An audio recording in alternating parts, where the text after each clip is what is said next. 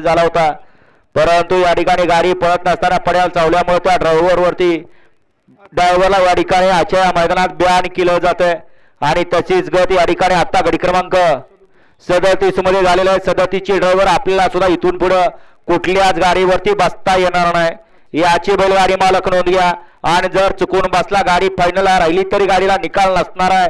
आत्ताच वॉर्निंग आहे आपल्याला। गाड्या सुटल्या गडी क्रमांक 40 गट क्रमांक 11 आणि गट क्रमांक 37 मध्ये जे जॉकी होते त्यांनी आज कुठल्याही गाडी बसायचं ना आजचा दिवस। आजचा दिवस नाही, यांना 5-6 महिने बॅन केलं पाहिजे तेव्हा कुठेतरी शिस्त लागल। मस्त शासनानं नियम कडक काढलाय, 5 लाख रुपये दंड आणि 1 वर्ष सजा, परंतु अजून माझ्या मते कुठल्याच ड्रायव्हर वरती ही कारवाई झाली नाही आणि एखाद्या तरी ड्रायव्हर वरती ही कारवाई झाली पाहिजे तेव्हा कुठेतरी या बैलगाडी शर्यत क्षेत्राला व्यवस्थित या ठिकाणी नियम चालू होतील। गाडी क्रमांक 40 चा निकाल आता आज क्रमांक 3 व धावलेली गाडी विजय पोपट पवार पाटील या गाडीचा 1 नंबरला विजेता बैलगाडी मालकाचं चालकाचं अभिनंदन।